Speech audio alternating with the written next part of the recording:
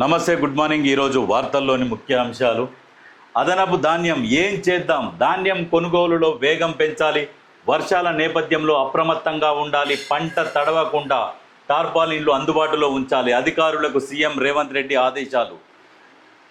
కేంద్ర ప్రభుత్వ సీలింగ్ దాటిన పంట సొంత నిధులతో కొనుగోలు చేస్తున్న రాష్ట్రం అదనపు భారం తప్పదని అధికారుల అంచనా. చివరి గింజ వరకు కొంటామని స్పష్టం చేసిన సర్కార్. 3 అంశాల్లో ఇబ్బందులు తప్పవంటున్న నిపుణులు. అయితే ఈ అకాల వర్షాలు రావడం వల్ల రైతులకు ఇబ్బంది జరుగుతున్నది.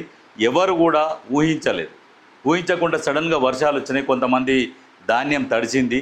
సరే, ఇప్పటికైనా టార్పాలిన్లు మొత్తం అందుబాటులో ఉంచాలని చెప్పేసి ముఖ్యమంత్రి రేవంత్ రెడ్డి గారు ఆదేశాలు జారీ చేసిరు. కొనాల్సిన దానికంటే కూడా ఎక్కువ ఉంటుంది. కేంద్రం చేతులు ఎత్తేసింది. కేంద్రం రియంబర్స్మెంట్ ఇస్తలేదు, సహాయం చేస్తలేదు.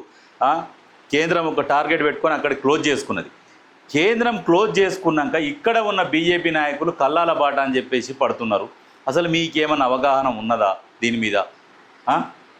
3 అంశాల్లో ఇబ్బందులు తప్పవంటున్న నిపుణులు. ఆ 3 అంశాలు ఏంది ఒక్కసారి చూద్దాం.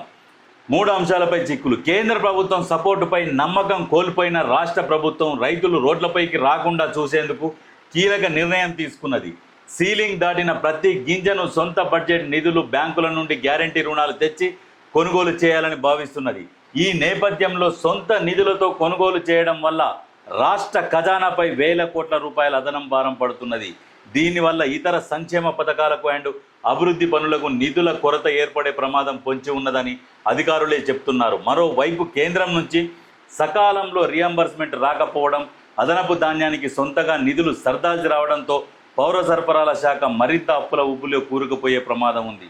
బ్యాంకులకు వడ్డీలు చెల్లించడానికి సగం బడ్జెట్ సరిపోతుంది. అంటే దేనికి? గత ప్రభుత్వం చేసిన అప్పులు, ఆ అప్పులు కడతానికి సగం బడ్జెట్ దానికే పోతున్నది. మళ్ళీ సొంతంగా మళ్ళీ ఎక్కడి నుంచి తేవాలి? నానా రకాలుగా మొత్తం గత ప్రభుత్వం పెంట చేసిపోయిండు.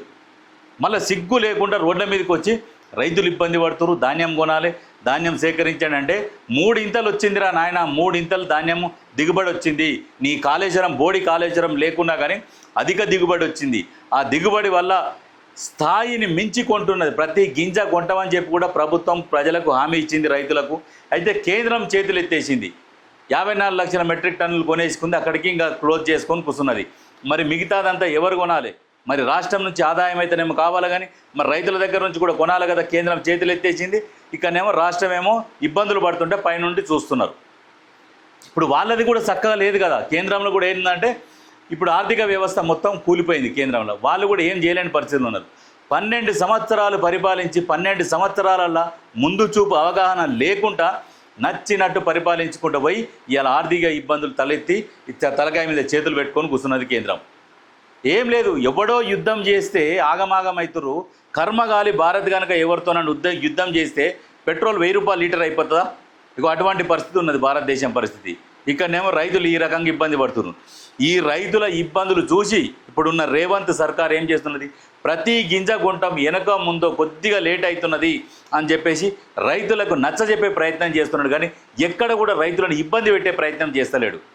కళ్ళాలలో ఉన్నాయి ఓట్లు, కానీ 1 by 1 తీసుకుంటున్నామని చెప్పేసి తీసుకుంటూనే ఉన్నారు. అకాల వర్షాలు వచ్చినాయి. వర్షాలల్లో కొంతమంది ధాన్యం తడిసింది. అంటే ఇప్పుడు మబ్బు పట్టినప్పుడు, ఉరుములు ఉనుగుతున్నప్పుడు రైతులు కూడా కొంచెము టార్పాలిన్లు వేసుకొని ఇవేసుకొని కొంచెం జాగ్రత్త పడితే బాగుంటుండే. ఎందుకంటే ఎవరిది వాళ్ళ ధాన్యం వాళ్ళు జర భద్రపరచుకోవడంలో జర ముందు చూపుతోని చేసుకుంటే బాగుంటుండే.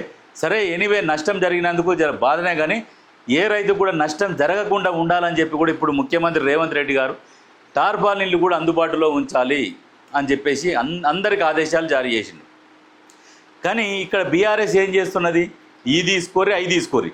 ఈ ప్రభుత్వం అన్నీ తీసుకొని చిక్కులల్లో పడాలి. ఇప్పుడు మళ్ళీ నిధులు తెచ్చి రైతుల దగ్గర ఇవన్నీ పంట కొని మళ్ళీ కేంద్రం సహకరించకుండా మళ్ళీ కొద్ది రోజులు వెయిట్ చేసి మళ్ళీ దీన్ని మిగతా వేరే వాళ్ళకు తరలించి ఇవన్నీ చేసుకునేసరికి టైం పడుతుంది కదా. అయితే ఈ టైంలో ప్రభుత్వం ఇబ్బంది పడాలి. ఈ కేటీఆర్, ఈ హరీష్ రావు ఈ లుచ్చ పనులు చేసేది ఏంటంటే ప్రభుత్వం ఎప్పుడు ఇబ్బందుల్లో ఉండాలి, వాళ్ళని మెసలనియొద్దు అనే ఒక కాన్సెప్ట్తో పనిచేస్తారు. కానీ వీళ్లకు రైతుల మీద చిత్తశుద్ధి లేదు, ఈ సిగ్గు లేదు వీళ్ళకి కొంచెం కూడా. వీళ్ళ హయాంలో రైతులు ఆత్మహత్యలు చేసుకున్నారు, ఎరువులు దొరకక రకరకాలుగా ఆత్మహత్యలు చేసుకున్నారు. అప్పుడు వరి వేస్తే ఉరి అని చెప్పిన కేసీఆర్ ఇవాళ వరి గురించి మాట్లాడుతున్నారు, ఈ సిగ్గు లేకుండా వీళ్ళు. అయినా కానీ ఇప్పుడున్న ప్రజాప్రభుత్వం ఖచ్చితంగా తీసుకుంటాము అని చెప్పేసి బల్లా గుద్ది చెప్తున్నారు. చివరి గింజ వరకు కొంటామని చెప్తున్నారు.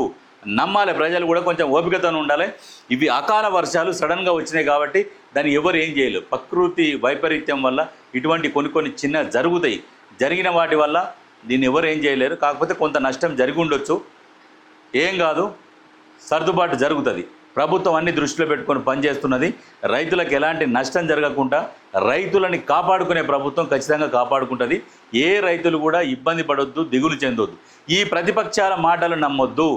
మన బల్క సుమన్ మాట్లాడుతున్నాడు కదా, ఏనన్నా ధర్నాలు రోడ్ రోకోలు చేస్తే రైతులు వస్తలేరు, మనోళ్ళు 60-70 మంది ఉన్నారు, రైతులు 3-4 కూడా వస్తలేరు, అందుకని అది తలగబెట్టాలి ఇది తలగబెట్టాలని చెప్తున్నారు. అంటే బీఆర్ఎస్ పార్టీని రైతులు నమ్ముతలేరు అని వాళ్ళ నాయకులు బల్లా గుద్ది చెప్తున్నారు.